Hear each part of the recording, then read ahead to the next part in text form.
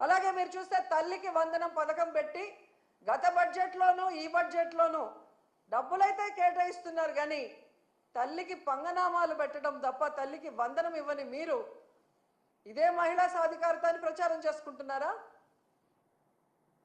ఎంత ఘోరం అంటే ఈరోజు ఎస్సీ ఎస్టీ బీసీ మైనారిటీ వర్గాలకి చేయూతని జగనన్న ఇస్తుంటే దాన్ని కూడా ఆపేసి మీరిస్తానన్న 50 సంవత్సరాలకే పింఛన్ని కూడా ఎగగొట్టడమేనా మహిళా సాధికారత అంటే?